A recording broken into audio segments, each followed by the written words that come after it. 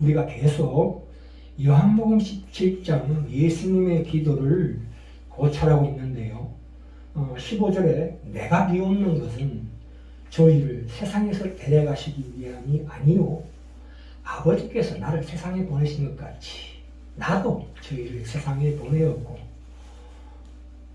이는 저희도 진리로 거룩함을 얻게 하려 하심이니라 이렇게 말씀하고 있습니다.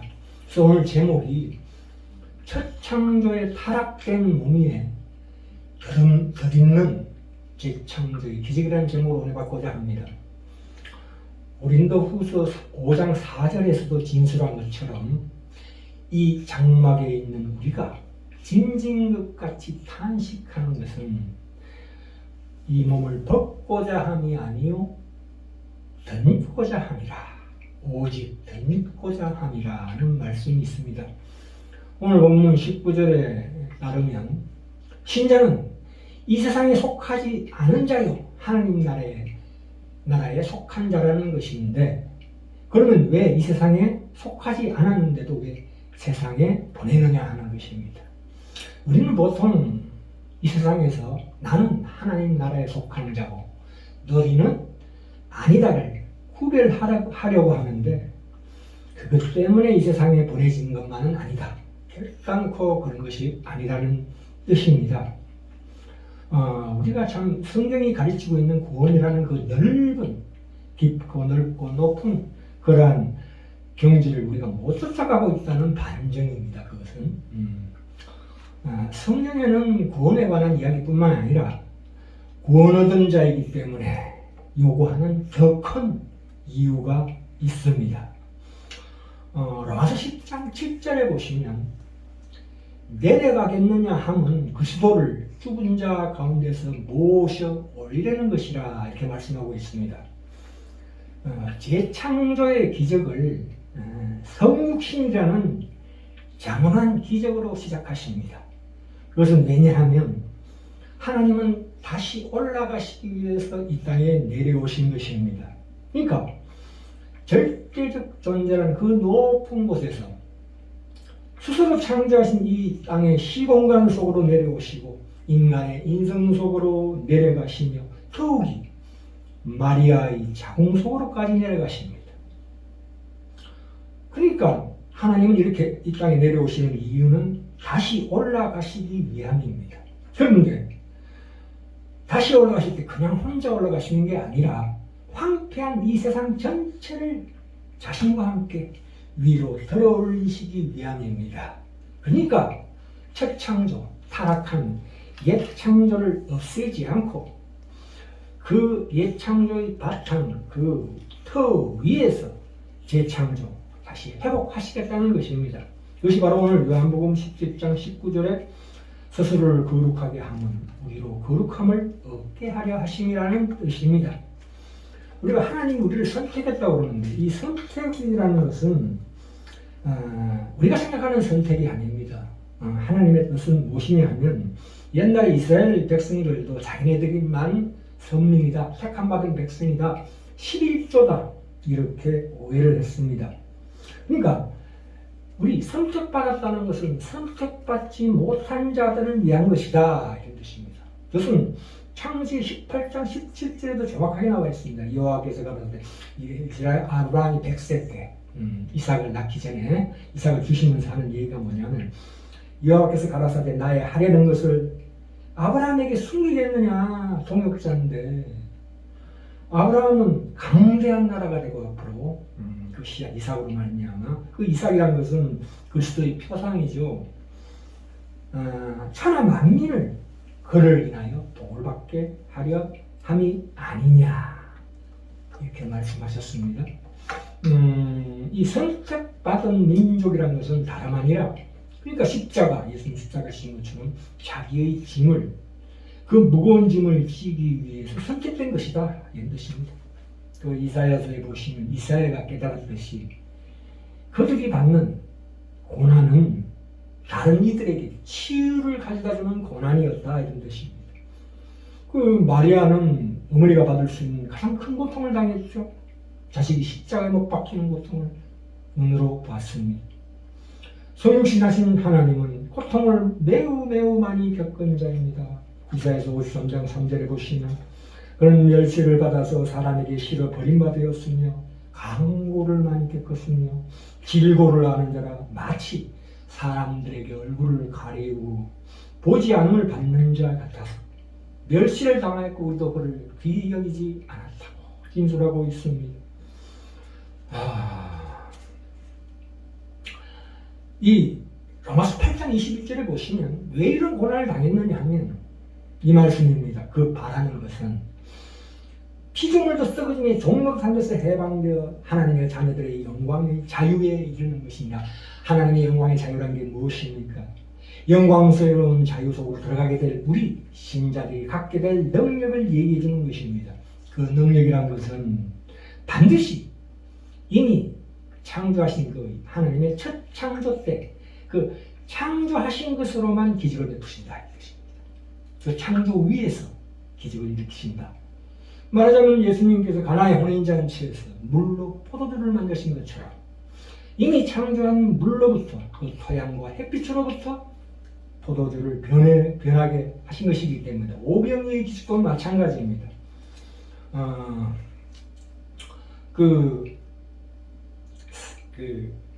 요한복음 5장 19절에 보시면 예수님께서 어떻게 말씀하시냐면 사단이 사막에서 그분에게 돌로 빵을 만들려고 유혹했을 때 그렇게 거절했습니다. 왜냐하면 예수님께서 이런 말씀을 하십니다. 그러므로 예수께서 저에게 이르시되 내가 진실로 이르노니 아들이 아버지의 하시는 일을 보지 않고는 아무것도 스스로 할 수 없나니 아버지께서 행하신 그것을 아들도 그와 같이 행하느니라. 돌을 빵으로 만든 게 아니고 그러니까 그 첫 창조 때 무에서 유를 크리에이트 무에서 유를 창조하신 그 창조의 진료를 가지고 재창조하셨다. 맞으면 크리에이트를 메이드 의자로 나무로 의자를 만든다 할지 그러니까 비슷한 유사하다 이런 뜻입니다. 아들은 오직 아버지가 하고 계신 일을 본대로만 행한다. 매년 하나님은 밀 하나 그 씨앗 하나로 그 많은 밀을 만들어내고 계십니다. 씨가 뿌려지면 반드시 정식이 일어나는 건 당연한 이치입니다. 그것이 바로 자연의 법칙이다 아닙니다. 그 자연의 법칙 자체로는 아무것도 만들어질 수가 없습니다. 그것은 뭐냐면 순간순간 다 하나님의 기적의 손길이다. 그런 뜻입니다. 마찬가지로 물고기도 마찬가지죠. 그러니까 태초로부터 모든 종류의 생명들에게 생육하고 번성하며 땅에 충만하라 하는 분이 누굽니까? 말씀으로 창조한 그분이시기 때문입니다. 마찬가지로 성육신 하신 하나님도 바다와 호수와 공중에 있는 모든 것들 그것을 옛날부터 해오던 그 일을 우리 인간의 손을 가지고 바로 가까이에서 우리 눈에 보이게 확실하게 작게 행하셨던 기적들이 성경의 기적들의 대부분의 기적입니다. 그걸 우리가 이해하셔야 합니다. 왜 예수님께서 그런 기적을 우리 눈에 보이게 하셨느냐? 그 비유가 이미 창조된 첫 창조 위에서 재창조를 계속 하고 계신 하나님의 손길을 보여주시기 위한 하나의 표상이죠. 인간도 마찬가지입니다. 부모가 그 자식을 낳았다 잉태시킨다 할지라도 그 자식을 키우는 분은 하나님이십니다. 말하자면 그렇죠. 태아의 머리카락 색깔이라든가 뼈나 힘줄, 신경, 간과 심장 같은 상상을 초월하는 복잡다단한 인간 형태를 누가 만듭니까? 부모가 만듭니까? 하나님께서 만드십니다. 단지 인간의 부모는 그 도구이자 전달자에 불과합니다. 마태복음 23장 9절에 가시면 예수님께서 이런 말씀하시죠. 땅에 있는 자를 아버지라 하지 말라. 너희 아버지는 하나이시니 곧 하늘에 계신 자시니라. 왜 이런 말씀하십니까? 우리 인간은 새롭게 재창조하시고 그 재창조는 그 위에 새롭게 만물의 새 창조를 하신다는 것입니다. 이 양면성이 있습니다. 하나님께서는 우리 인간의 조상들을 사용하시기도 하고 또한 그러나 그분을 우리 인간을 통하지 않고도 하나님 얼마든지 기적을 베푸십니다. 그 양면성이 있죠. 인간을 새롭게 재창조하시는 관점에서 이런 말씀을 하시는 거죠. 다시 한번 읽습니다. 땅에 있는 자를 아버지라 하지 말라. 너희 아버지는 하나이시니 곧 하늘에 계신 자시니라. 인간의 모든 그 생로병사에 해당되는 우리 몸의 면역력, 어떤 그런 능력이라는 것은 늘 그 배후에 하나님의 능력이 존재하고 계신다는 거지요. 그러니까 우리가 결론적으로 얘기하자면 생명의 하나님이시기에 죽음의 하나님이시기도 하다.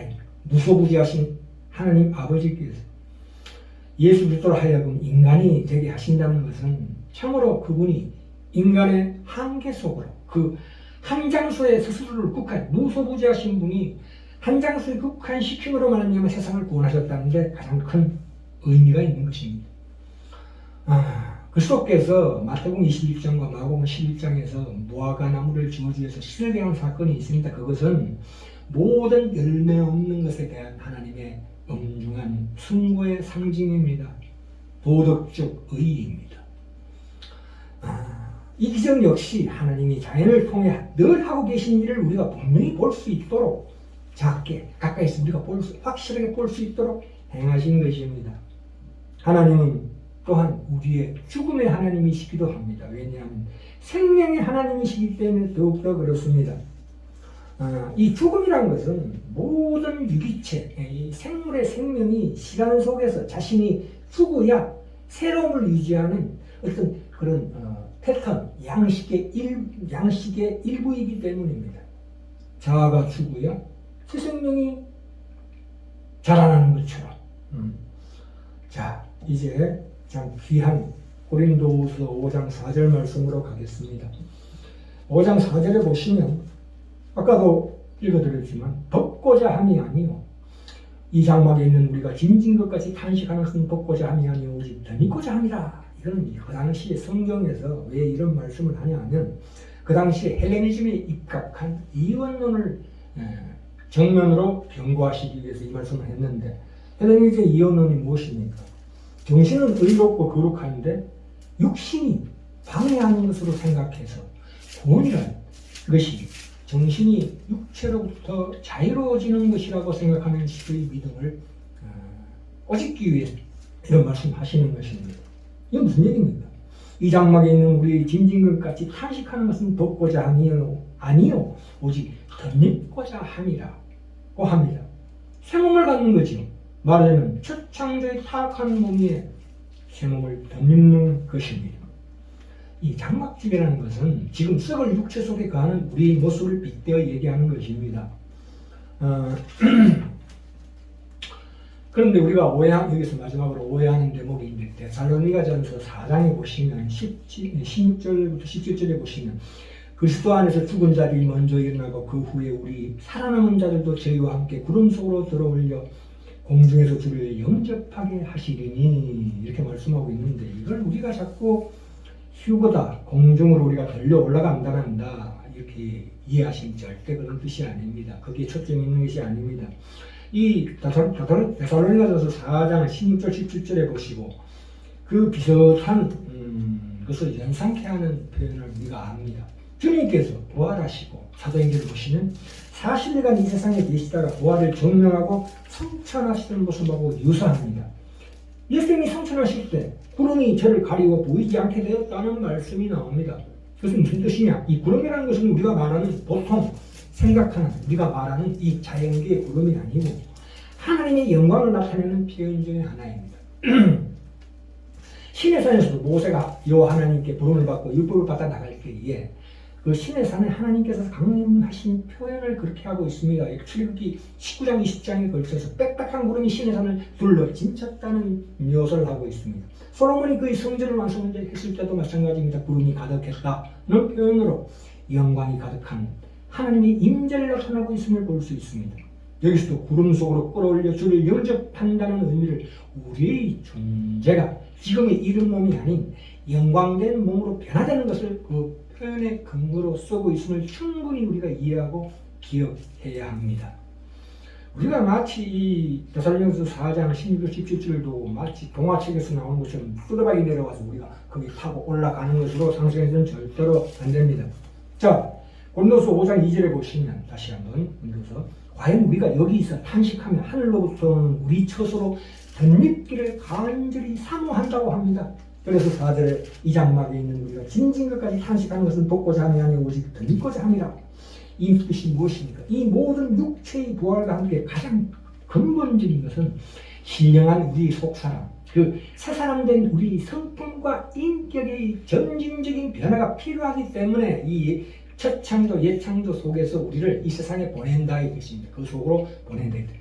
점진적인 변화, 갑자기 변하는 게 아니에요. 우리 속사람과 새 사람은 절대적으로 갑자기 변하는 게 아니라 점진적인 변화를 거칩니다. 이 시간 속에서 변화를 거쳐야 되기 때문에 이 세상에 우리를 그대로 천국으로 데려가시지 않고 보내시고 계신다. 그 속에서 우리가 뭔가를 배우기 위해서, 훈련받기 위해서. 그런데 여기 보시면 육체의 완성, 이 듣는 육체의 완성은 최종적인 시간에 호련히 갑자기 변화합니다. 다르죠? 속사람은 어떻게 된다고요?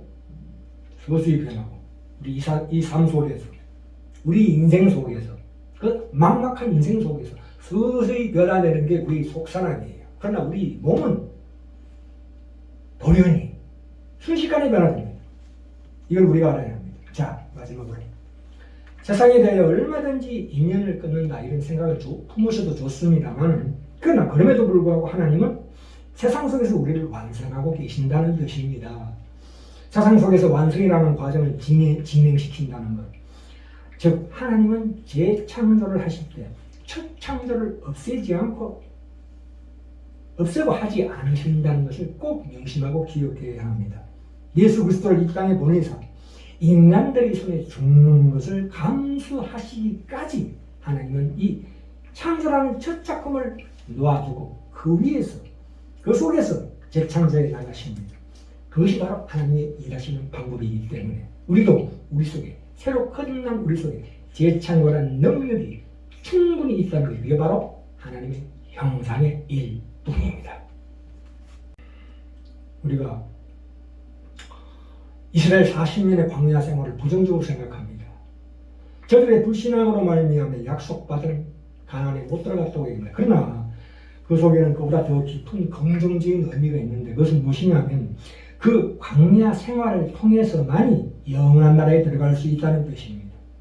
저들은 신명기에 나타난 바와 같이 사람이 떡으로만 사는 것이 아니요 하나님의 입으로 나오는 말씀으로 사는 줄을 지금 이 땅에서 이 고난 속에서 배우는 과정이다 이 뜻입니다.